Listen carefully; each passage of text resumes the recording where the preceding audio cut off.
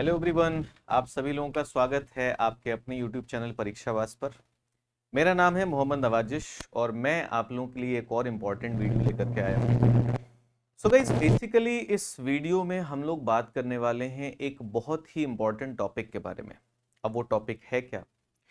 तो जैसा कि हम सब लोग जानते हैं, अगर भारत के शहरों की बात करें, अर्बन सेंटर्स की बात करें, सिटीज की बात करें, तो भारत के शहरों में एयर पॉल्यूशन एक बहुत बड़ी समस्या है। आप देख रहे हो कि समय के साथ वायु प्रदूषण जो है वो लगातार बढ़ता जा रहा है और वायु प्रदूषण से, एयर पॉल्यूशन से लोगों के हेल्थ पर, उनके स्वास्थ्य पर नकारात्मक प्रभाव पड़ रहा है। तो इस चीज को लेकर के भारत सरकार ने एक प्रोग्राम शुरू किया। उसकी शुरुआत कब हुई? उसकी शुरुआत होती है 2017 में। ठीक है, इस प्रोग्राम को कहते क्या है? तो इस प्रोग्राम को अगर आप देखोगे तो इसे NCAP यानी कि नेशनल क्लीन एयर प्रोग्राम कहा गया। यानी कि राष्ट्रीय स्तर पर एक परियोजना शुरू की गई जो क्लीन एयर को लेकर के है, स्वच्छ वायु को लेकर के है। जैसा कि आप लोगों ने हमारे एक प्रीवियस वीडियो में भी देखा होगा था, मैंने एक टॉपिक कवर किया था कि सरकार ने, या फिर आप बोलोगे सुप्रीम कोर्ट ने अपनी एक वर्डिक्ट दी और उस वर्डिक्ट में यह कहा कि क्लीन एनवायरनमेंट मिलना, साफ पर्यावरण मिलना, ये राइट टू लाइफ का एक पार्ट है। यानी कि अगर आप देखोगे जो आर्टिकल 21 है, जो कि राइट टू लाइफ की बात करता है, जीवन के अधिकार की बात करता है, एक फंडामेंटल राइट है, एक मौलिक अधिकार है।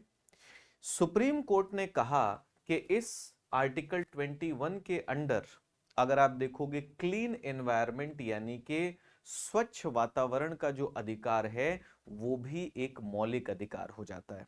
तो आप अगर चाहें तो इन दोनों चीजों को क्या कर सकते हो, जोड़ सकते हो कि भाई शहरों के अंदर अगर प्रदूषण बढ़ रहा है, हमारा एनवायरनमेंट पॉल्यूट हो रहा है, हमारा जो पर्यावरण है वो प्रदूषित हो रहा है, तो सीधी सी बात है लोगों की हेल्थ पर उसका इंपैक्ट पड़ेगा। और लोगों की हेल्थ पर अगर इंपैक्ट पड़ेगा तो इसका मतलब है कि प्रभाव पड़ेगा किस पर? उनकी लाइफ पर, उनके जीवन पर। तो इस तरीके से आप समझ सकते हो कि ये बहुत ही एक इंपॉर्टेंट टॉपिक हो जाता है, बहुत ही महत्वपूर्ण टॉपिक हो जाता है। बेसिकली हम लोग बात ये करने वाले हैं कि 2017 में सरकार ने NCAP अनाउंस किया कि एक परियोजना लेकर के आ रहे हैं स्वच्छ वायु को लेकर के राष्ट्रीय स्तर पर। अब हम पहुंच चुके हैं कहां? हम पहुंच चुके हैं 2024 में। ठीक है, 2024 यानी कि 7 साल हो चुके हैं। तो इन 7 सालों में ये जो परियोजना थी, इसने क्या कुछ अचीव किया? कहां तक ये सफल रही, कहां तक असफलता मिली, और अगर असफलता मिली है तो उसके क्या कारण हैं और किस तरीके से हम इस चीज को सुधार सकते हैं, आज के इस वीडियो में ये सारी चीजें मैं आप लोगों के साथ डिस्कस करने वाला हूं। तो देखिए, जो आर्टिकल था आपका वो क्या था? On the national clean air program. ठीक है, जैसा कि मैंने बताया कि यही हमारा टॉपिक है। तो चलिए शुरू करते हैं। देखो, भारत सरकार, जैसा कि मैंने आप लोगों को बताया, भारत सरकार ने NCAP को, ठीक है, स्टार्ट किया था, लॉन्च किया था। कब लॉन्च किया था? 2019 में। सॉरी, मैंने पहले आपको 2017 बता दिया था। 2019 में इसको शुरू किया गया और इसका बेस ईयर लिया गया 2017, यानी कि 2017 इसका बेस ईयर लिया गया। ठीक, और बात यह हुई कि 2024 तक जो पार्टिकुलेट मटेरियल्स हैं, PM, आप सब लोग जानते होंगे कि जब भी हम एयर पॉल्यूशन की बात करते हैं, जब भी हम वायु प्रदूषण की बात करते हैं, तो उसमें आप लोगों ने सुना होगा PM2.5, ठीक है, और PM10, ये आप लोगों ने सुना होगा। तो PM2.5 या फिर PM10 की बात करें, पार्टिकुलेट मटेरियल्स होते हैं, कणीय पदार्थ होते हैं जो हमारी हवा में क्या करते रहते हैं? तैरते रहते हैं। जब हम सांस लेते हैं तो सांस के साथ ये हमारे लंग्स में पहुंच जाते हैं, है ना, और हमारे शरीर को क्या करते हैं? प्रभावित करते हैं। तो सरकार ने 2019 में NCAP, national clean air program जो है वो शुरू किया था और बोला ये था कि भाई 2019 से लेकर के 2024 तक ये जो 5 साल है, इसमें क्या करेंगे?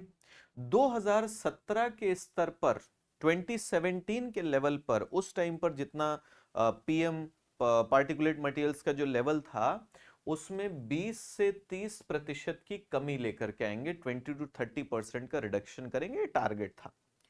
अब सरकार ने क्या किया, इस टारगेट को रिवाइज कर दिया कि 2026 तक हम रिडक्शन करेंगे कितना, 40% का, यानी कि आप कह सकते हो 2 साल का एक्सटेंशन, और उस एक्सटेंशन में 10% और रिडक्शन की और कमी की बात की गई। ठीक, तो आप देख रहे हो 2024 तक पॉल्यूशन कितना कम करना था, 30% में कमी लेकर के आनी थी, नेशनल क्लीन एयर प्रोग्राम। ठीक है, शुरुआत में 102 शहरों को इसमें कवर किया गया था। ठीक, और बात ये हुई थी भाई इन शहरों को इस लायक बना दिया जाए ताकि ये अपना जो annual average ambient air quality standards होते हैं ना, मतलब एक एयर क्वालिटी स्टैंडर्ड्स हैं कि भाई शहर के अंदर जो हवा होनी चाहिए वो कितनी साफ होनी चाहिए, उसके मानक हैं कुछ। तो बात ये थी कि वो शहर जो है उन मानकों को क्या कर पाए, पूरा कर पाए। 5 साल का टारगेट मैंने आपको बता दिया। ठीक है, कैसे पूरा करना था, तो जितने भी शहर इसके अंदर लिए गए थे, बात ये हुई थी कि शहरों को लेकर के स्पेसिफिक एक तरीके से क्या किया जाएगा, प्लान तैयार किया जाएगा, हर शहर का अपना प्लान होगा। ठीक है, अब कुछ कैपेसिटी बिल्डिंग की भी बात हुई थी कि भाई इन कामों को करने के लिए कुछ हमें क्षमता निर्माण भी करना पड़ेगा, जैसे नेशनल एमिशन इन्वेंटरी की बात है, भाई राष्ट्रीय स्तर पर कहां से उत्सर्जन हो रहा है, कितना उत्सर्जन हो रहा है, इसकी एक इन्वेंटरी आपके पास होनी चाहिए। एयर इंफॉर्मेशन सेंटर, ठीक है, एक एयर इंफॉर्मेशन सेंटर होना चाहिए जो हवा के बारे में पूरी सूचना इकट्ठा करे, डेटा एनालिसिस करे। सोर्स अपॉर्शनमेंट स्टडीज, यानी कि स्रोत जो है, प्रदूषण अगर हो रहा है तो प्रदूषण किन किन स्रोतों से हो रहा है, कहां से हो रहा है, ठीक है, उन स्रोतों को समझना, उनके विभाजन को समझना। ठीक है, ये चीज guidelines for indoor air pollution, यानी कि घरों के अंदर जो प्रदूषण होता है उसको लेकर के दिशा निर्देश, और रूरल मॉनिटरिंग स्टेशंस, मतलब प्रदूषण की समस्या ऐसा नहीं कि सिर्फ शहर में ही है, भाई गांव के अंदर भी ये दिक्कत देखने को मिलती है या ये समस्या बढ़ रही है, तो वहां पर भी हमें मॉनिटरिंग स्टेशंस लगाने की जरूरत है। ठीक है, तो ये सारी चीजें एनसीएपी के अंडर आ जाती हैं। ठीक, 5 साल में अगर आप देखोगे, ये 4 साल का डेटा है, लगभग लगभग हमने 7,000 करोड़ रुपए इस पर खर्च किए। लेकिन पीएम 2.5 में अगर आप देखोगे जो आपकी टॉप 10 मोस्ट पॉल्यूटेड सिटीज हैं, 2022 का लेवल ये बता रहा हूं आपको, तो दिल्ली हो गया, फरीदाबाद, गाजियाबाद, मतलब ये पूरा आप देख रहे हो, दिल्ली और उसके आसपास के इलाके, पीएम 2.5 का सबसे ज्यादा लेवल।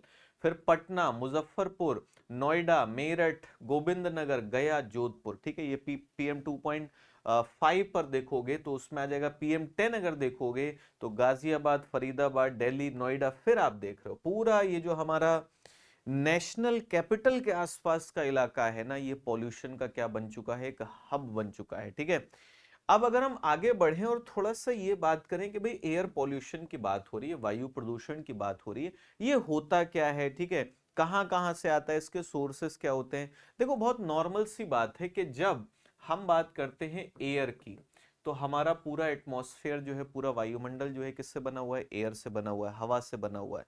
हवा के अंदर गैसेस भी होती हैं, पार्टिकुलेट मटेरियल्स, कणीय पदार्थ भी होते हैं, वाटर वेपर भी होती है। ठीक है, लेकिन बात सिर्फ इतनी है कि किसी भी चीज की जो प्रेजेंस होती है हमारे एटमॉस्फेयर के अंदर या हमारे एनवायरनमेंट के अंदर, हमारे पर्यावरण के अंदर, वो एक लिमिट तक तो ठीक है, लेकिन अगर वो जरूरत से ज्यादा हो जाए then it becomes a pollutant. ठीक है, तो एयर में अगर आप बात करोगे तो इसमें गैसियस पॉल्यूटेंट्स भी आ जाते हैं, इसमें पार्टिकुलेट पॉल्यूटेंट्स भी आ जाते हैं। ठीक है, अब सोर्सेस की जहां तक बात है, सोर्सेस अगर आप देखोगे तो जैसे ट्रैफिक, मतलब सड़क पर जो गाड़ियां वगैरह चलती हैं, आप देखते हो सड़क पर गाड़ियां चलती हैं, उनका जो एग्जॉस्ट होता है उससे ब्लैक कार्बन है, ऑर्गेनिक कार्बन है, ये सब एटमॉस्फेयर में पहुंचता है। पावर सेक्टर की अगर बात करोगे, ठीक है, तो पावर सेक्टर में आप देखोगे भाई जो इलेक्ट्रिसिटी जनरेशन होता है, ठीक है, बिजली पैदा की जाती है, जैसे आप थर्मल पावर प्लांट्स की बात करिए, कोयला जला रहे हो, आप कोयला जलाओगे तो वहां से पार्टिकुलेट मटेरियल्स हो गए, जैसे सल्फेट्स वगैरह जो है वहां से आपको देखने को मिलेंगे। एग्रीकल्चर की अगर बात करोगे, फार्मिंग प्रैक्टिसेस, ऐसा नहीं है कि खेती बाड़ी से पॉल्यूशन नहीं होता है। वहां से अगर आप देखोगे तो नाइट्रेट पार्टिकल्स, जो फर्टिलाइजर्स हम लोग डालते हैं ना खेतों में, यूरिया वगैरह डालते हो, तो वहां से नाइट्रेट पार्टिकल्स निकलते हैं। और ऑब्वियसली जब खेतों की जुताई वगैरह होगी, प्लॉगिंग होगी, तो उससे डस्ट वगैरह भी एटमॉस्फेयर के अंदर पहुंचती है। ठीक है, वॉल्केनोस आप कह सकते हो, वॉल्केनिक इरप्शंस, ज्वालामुखी उद्भेदन जब होते हैं तो सल्फर पार्टिकल्स हो गए, ठीक है, ये इस तरीके के, फिर ऐश हो गया, डस्ट हो गया, ये सब वायुमंडल में पहुंचता है। ठीक, इसके अलावा फायर्स की, वाइल्ड फायर, जंगल वगैरह में आग लग गई, या फिर आप कह सकते हो भाई रेजिडेंशियल फायर, किसी घर में कहीं पर किसी इलाके में आग लग गई, या फिर आप एग्रीकल्चर की बात कर सकते हो, जैसे स्टबल बर्निंग आती है, पराली जलाना, है ना। तो इन सब चीजों से भी आप देखोगे कार्बन पार्टिकल्स हो गए, जैसे ब्लैक कार्बन है, ऑर्गेनिक कार्बन है, ठीक है, ये सारे के सारे पार्टिकल्स जो एटमॉस्फेयर में पहुंचते हैं। और डस्ट स्टॉर्म्स, भाई आप डेजर्ट एरियाज में चले जाते हो, वहां धूल की आंधी, या फिर आप नॉर्मली भी देखोगे, है ना, आप जिस किसी भी इलाके में रहते हो, जब आंधी आती है तो धूल उड़ती है ना, वो धूल उड़ करके कहाँ पहुंच रही है, एटमॉस्फेयर में पहुंच रही है, तो पॉल्यूटेंट्स ही हो जाएंगे। अब अगर हम बात करें कि एयर पॉल्यूटेंट्स जो होते हैं वो किन किन चीजों से मिलकर के बने होते हैं, तो आप ध्यान रखोगे भाई उसके अंदर गैसेस भी होती हैं और पार्टिकल्स भी होते हैं। गैसेस की अगर हम बात करें तो जैसे ओजोन है, या फिर सल्फर ऑक्साइड है, या फिर आप मीथेन की बात कर लीजिए, कार्बन डाइऑक्साइड, कार्बन मोनोऑक्साइड की बात करिए, ये सारे आपके क्या है, गैसियस पॉल्यूटेंट्स हो जाएंगे। इसके अलावा आप देखोगे तो पार्टिकल्स भी हैं, कण भी हैं। भाई पार्टिकल्स में आप जैसे देखोगे कि कार्बन पार्टिकल्स हो गए, या डस्ट पार्टिकल्स हो गए, या फिर नाइट्रेट पार्टिकल्स हो गए, या जैसे पॉलन ग्रेन्स की बात कर लीजिए, ठीक है, या सॉल्ट पार्टिकल्स की बात कर लीजिए। तो जब कणों की बात आती है तो हमारे एटमॉस्फेयर में बहुत सारे कई प्रकार के सॉलिड पार्टिकल्स भी हो सकते हैं, लिक्विड पार्टिकल्स भी हो सकते हैं, वो सारे कण होंगे। जहां तक बात है साइज की, जैसे मैंने आपको बताया भाई, लिखा है कहीं पर PM2.5, या फिर लिखा हुआ है PM10, तो ये है क्या, 2.5 क्या है, 10 क्या है, तो ये साइज होता है। और साइज किस में नापा जाता है, माइक्रोमीटर्स में, ठीक है, माइक्रोमीटर्स में होता है। तो जैसे लिखा है PM2.5, तो यानी कि इसका जो साइज होगा वो 2.5 माइक्रोमीटर होगा। या PM10, तो PM10 मतलब 10 माइक्रोमीटर होगा। और एक चीज और ध्यान रखना कि ये पार्टिकुलेट मटेरियल्स जितने छोटे होते हैं ना, जितना इनका साइज स्मॉल होगा, ये उतना ही इजीली आपके शरीर में एंटर कर सकते हैं और उतना ही ज्यादा नुकसान आपको पहुंचा सकते हैं। ठीक है, टाइप्स ऑफ पीएम की बात करें, पार्टिकुलेट मटेरियल्स कितने टाइप के होते हैं, तो यहां पर जैसे आप देख सकते हो भाई, कार्बन पार्टिकल्स हो गए या डस्ट पार्टिकल्स हो गए, जो कि मैंने आपको बता दिया। ठीक, अगर आप ग्लोबली देखोगे ना, ग्लोबली अगर हम एवरेज की बात करें कि भाई PM2.5 का डिस्ट्रीब्यूशन कैसा है, तो जरा ध्यान से देखिए कि जो भी ट्रॉपिकल एरियाज है ना, ये आप देखोगे, चाहे आप अफ्रीका की बात करो, वेस्ट एशिया की बात करो, या अपना साउथ एशिया हो गया, ईस्ट एशिया हो गया, ठीक है, ये पूरे हॉटस्पॉट्स हैं। मतलब इन सभी जगहों पर PM2.5 का जो लेवल है वो बहुत ज्यादा हमें हाई देखने को मिल रहा है। और कुछ और इलाकों में देखो, जैसे इधर देखिए आप पूरा नॉर्थ अमेरिका की बात करिए, साउथ अमेरिका में, है ना, या फिर सदर्न पार्ट ऑफ अफ्रीका में चले जाइए, ऑस्ट्रेलिया वगैरह में आप देख रहे हो, तो यहाँ पर उतना लेवल नहीं है।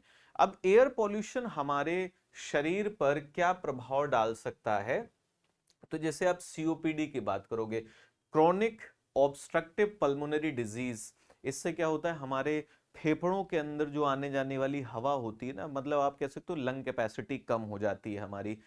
रेस्पिरेटरी इन्फेक्शंस आपको हो सकते हैं, निमोनिया वगैरह, ठीक है, अलग अलग टाइप के फ्लू आपको हो सकते हैं, ठीक है।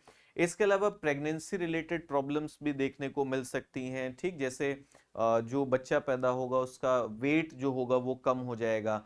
स्ट्रोक, ठीक है, क्योंकि अगर पॉल्यूशन बहुत ज्यादा है ना, तो उससे हमें एक चीज देखने को मिल रही है कि ब्रेन को पहुंचने वाला जो ब्लड होता है ना, वो ब्रेन को पहुंचने वाला ब्लड क्या हो जाएगा, आपका कम हो जाएगा। ठीक, और उससे आपके ब्रेन पर उसका इंपैक्ट पड़ सकता है, या फिर आप कह सकते हो हार्ट डिजीज हो सकते हैं।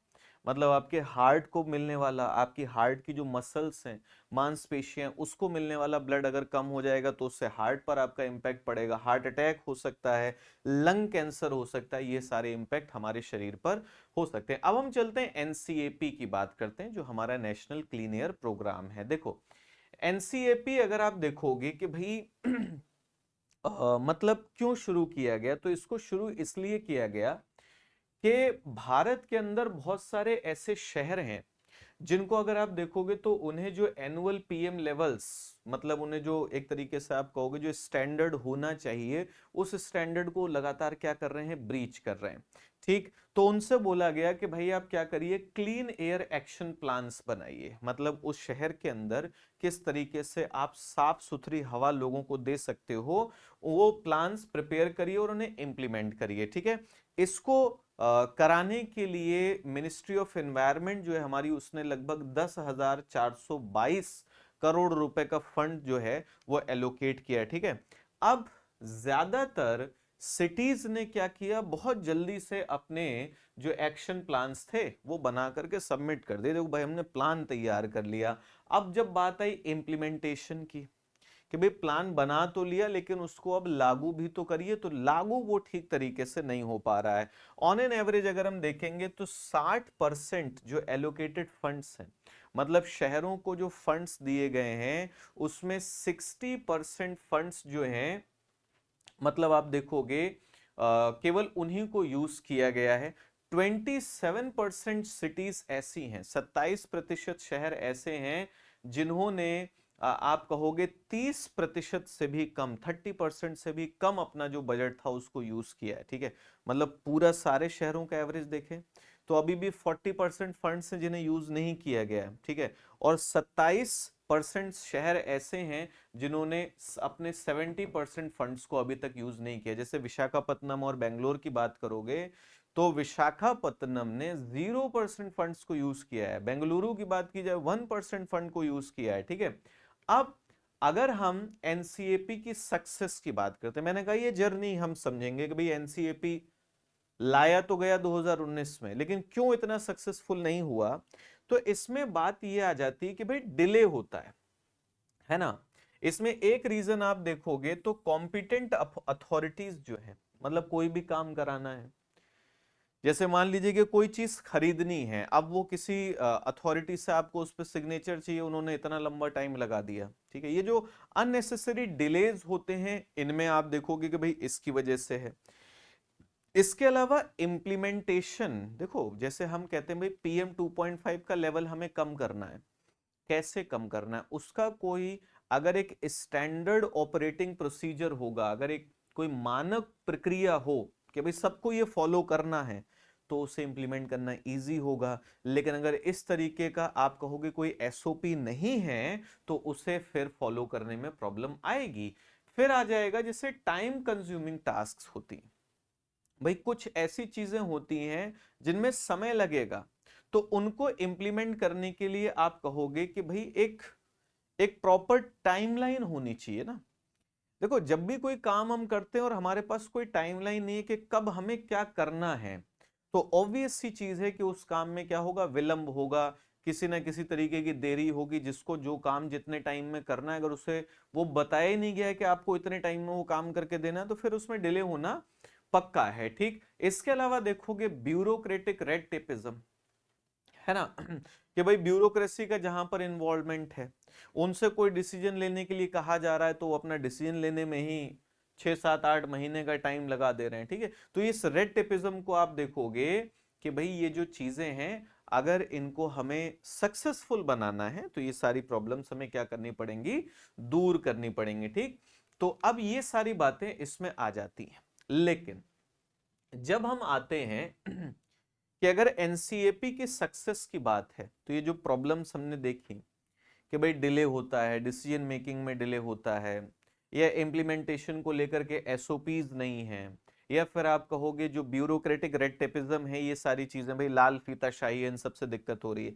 लेकिन एक चीज और आती है कि इसको सक्सेसफुल बनाने के लिए एक सिस्टमिक अप्रोच भी जरूरी है, जिसमें आपके पास एमिशन इन्वेंट्री होनी चाहिए। एमिशन इन्वेंट्री का देखो मतलब क्या है कि भाई किसी शहर की आप बात कर रहे हो ना, तो उस शहर के बारे में आपको ये तो पता होना चाहिए कि कहां से कितना एमिशन हो रहा है। अगर आपको यही नहीं पता है तो फिर आप कंट्रोल कैसे करोगे। इसमें बात हो रही है एयर क्वालिटी मॉडलिंग की। ठीक है, कि एयर क्वालिटी मॉडलिंग होनी चाहिए। आप टेक्नोलॉजी को यूज करके एयर क्वालिटी मॉडलिंग करिए कि किस तरीके से एयर क्वालिटी जो है वो खराब हो रही है या किस तरीके से उसे इंप्रूव किया जा सकता है। सोर्स एपोर्शनमेंट की बात है, ठीक है, जो स्रोत विभाजन है। भाई आप देखो, एक चीज होती है कि किसी भी शहर की अगर बात करोगे ना, तो किसी शहर की हवा अच्छी है या खराब है ये सिर्फ उस शहर पर ही निर्भर नहीं करेगा। ये आप देखोगे जो आसपास के इलाके हैं, मान लीजिए शहर ने तो बहुत अच्छा काम किया, पॉल्यूशन कम कर लिया, लेकिन इन सब जगहों पर पॉल्यूटिंग इंडस्ट्रीज हैं, ऐसे उद्योग लगे हुए हैं जो प्रदूषण कर रहे हैं, तो हवा के साथ वो पॉल्यूटेंट्स बह करके उस शहर में आ जाएंगे ना।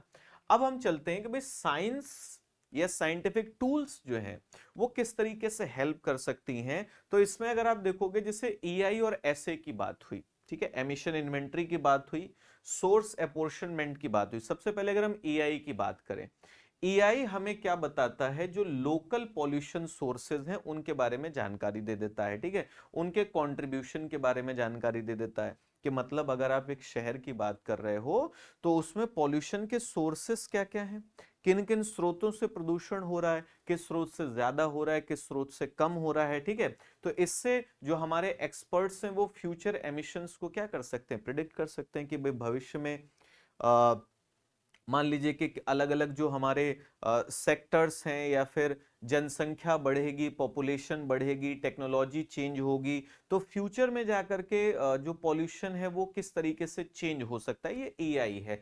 एआई आपको इसमें भी मदद करता है कि आप टारगेटेड पॉल्यूशन कंट्रोल स्ट्रेटजीज बना सकते हो। जैसे आपको पता है कि भाई किसी शहर के अंदर transportation is the major contributor, हमें पता है गाड़ियों से सबसे ज्यादा पॉल्यूशन हो रहा है। तो अब हमें मालूम है ना कि हमें किस चीज पर ज्यादा काम करना है, या अगर हमें पता है कि भाई इंडस्ट्रीज से ज्यादा पॉल्यूशन हो रहा है तो हम इंडस्ट्रीज पर फोकस कर सकते हैं। लेकिन इसकी कुछ लिमिटेशंस भी हैं, एआई की अगर आप बात करोगे तो इसकी कुछ लिमिटेशंस भी हैं। लिमिटेशंस क्या हैं, सबसे पहली चीज, it is not able to assess the impact of transboundary pollution sources. जैसे मैंने बोला कि किसी शहर में जो प्रदूषण हो रहा है वो जरूरी नहीं उस शहर से हो रहा है, भाई बाहर से भी तो प्रदूषण आ सकता है। तो उस चीज को ये असेस जो है, उसका आकलन जो है वो नहीं कर पाता, ठीक है।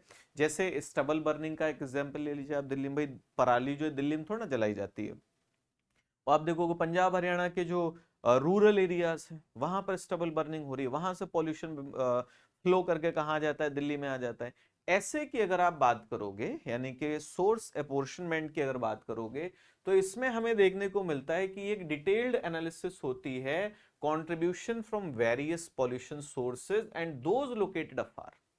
मतलब ईआई से बेटर आपका क्या हो जाएगा, सोर्स एपोर्शनमेंट है, कि इसमें सिर्फ लोकल सोर्सेस को ही आप नहीं देखोगे, बल्कि आप ये भी देखो दूर से अगर कहीं से कोई प्रदूषण आ रहा है तो वो भी आपको पता चल जाएगा। लेकिन एक चीज आती है कि अगर इसकी बात करोगे तो ये प्रिडिक्टिव एनालिसिस के लिए बहुत ज्यादा सूटेड नहीं है ना, मतलब बहुत ज्यादा प्रिडिक्शन नहीं कर सकते इसमें आप, और ऐसा करने के लिए आपको बहुत ज्यादा रिसोर्सेज भी चाहिए। भाई एक बड़ा एरिया आप कवर कर रहे हो ना, आप एक बड़ा एरिया अगर कवर कर रहे हो तो वहां पर लोग चाहिए, इक्विपमेंट्स चाहिए, तभी तो आप चीजों को एनालाइज कर पाओगे, डेटा गैदर कर पाओगे, उसका विश्लेषण कर पाओगे, तभी आप चीजें बता पाओगे, ठीक है। इसके अलावा एक चीज और होती है कि जब हम ऐसे स्टडीज की बात करते हैं ना, सोर्स अपोर्शनमेंट की बात करते हैं, तो अब देखो ये सोर्स को ट्रैक कर रहा है ना। जैसे भाई एक डीजल ट्रक की बात हो रही है, अब एक डीजल ट्रक जो पास में और एक डीजल ट्रक जो दूर है, दोनों से अगर आप देखोगे जो पॉल्यूशन होगा वो उसका जो केमिकल प्रॉपर्टीज होंगी, रासायनिक जो विशेषताएं होंगी वो तो एक जैसी होंगी, तो ये अब उसमें डिफरेंशिएट नहीं कर पाता, ये इसकी प्रॉब्लम है, ठीक है। अब ये सारे के सारे गैप्स हम किससे दूर कर सकते हैं, जो हमारी एयर क्वालिटी मॉडलिंग है, ठीक है, जिससे आपको पॉल्यूशन डिस्पर्सन है, ठीक है, चाहे वो पास के स्रोत हो दूर के स्रोत हो, उन सबसे जानकारी मिल सकती है। कुल मिलाकर के यहां से हमें एक बात समझ में आती है कि अगर हमें पॉल्यूशन की प्रॉब्लम को टैकल करना है तो हमें साइंटिफिक टूल्स को यूज करना पड़ेगा, है ना, जो वैज्ञानिक तौर तरीके हैं उनको अपनाना पड़ेगा, ठीक। अब चलते हैं कि भाई इस्तेमाल किस तरीके से हो रहा है, ठीक। अब जैसा कहा गया कि भाई सिटीज जो हैं वो ईआई और एसए का इस्तेमाल करें।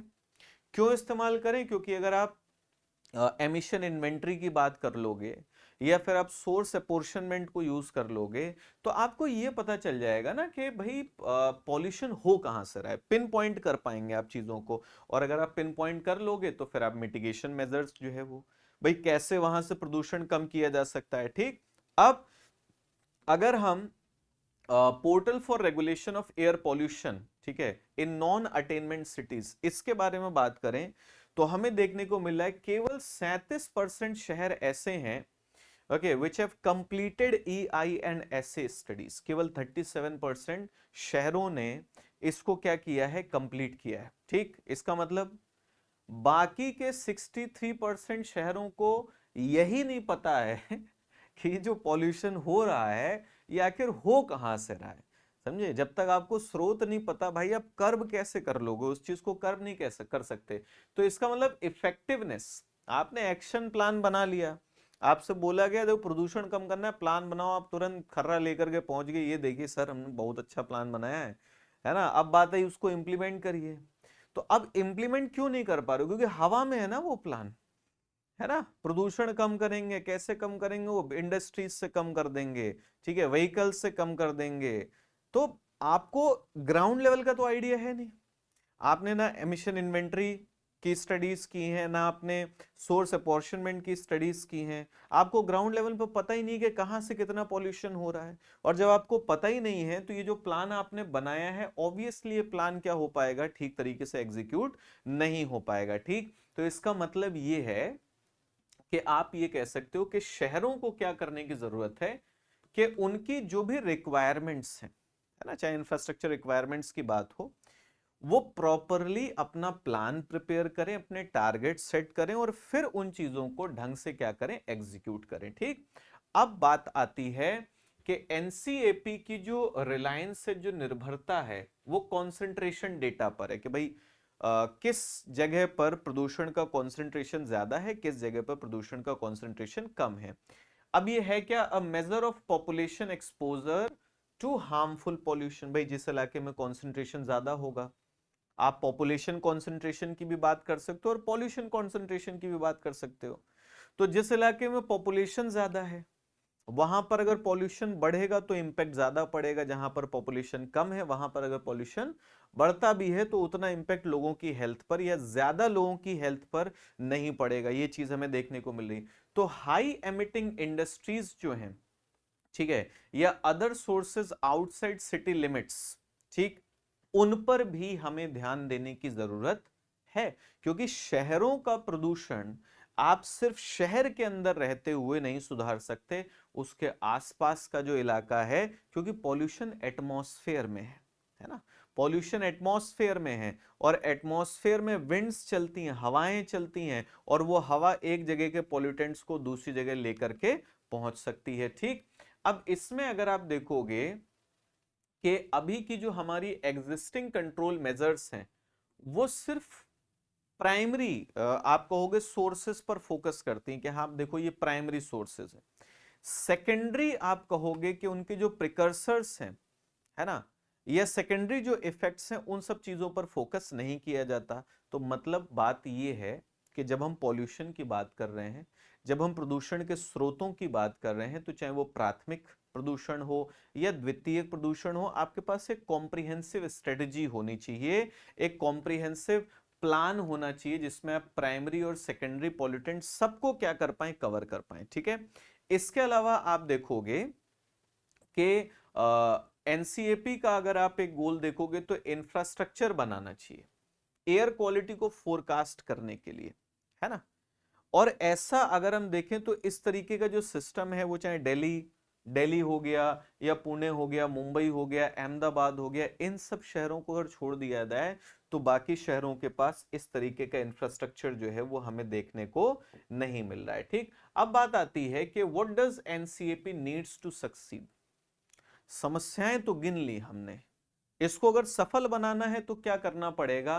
देखो सबसे पहली चीज भाई डेटा तो चाहिए आपको, डेटा चाहिए, एयर क्वालिटी मॉडल्स चाहिए, ठीक, लेकिन सबसे बड़ी चीज है कि इंप्लीमेंटेशन जरूरी है और तेजी से इंप्लीमेंटेशन होना चाहिए। ठीक, अब इंप्लीमेंटेशन एजेंसीज में अगर आप देखोगे तो उनको भी ये जो डिले किया जाता है चीजों को, रेड टेपिज्म, लाल फीताशाही जो होती है, इसको दूर करिए आप, ठीक है।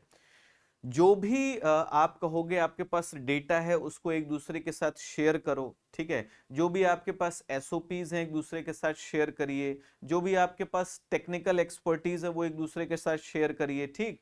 इसके अलावा देखोगे कि एनसीएपी की जो फंडिंग है, मतलब शहरों को जो एनसीएपी के अंडर फंडिंग दी जाती है वो उनकी परफॉर्मेंस के आधार पर दी जाती है। मतलब लास्ट ईयर आपने कैसा परफॉर्म किया, आपने पीएम कंसंट्रेशन जो है वो कितना रिडक्शन किया, ठीक। तो इसमें आप देखोगे कि prior budgeting and time management plays crucial role. भाई आप अच्छा परफॉर्म करोगे आपको ज्यादा फंड मिलेगा, लेकिन अच्छा परफॉर्म करोगे कैसे?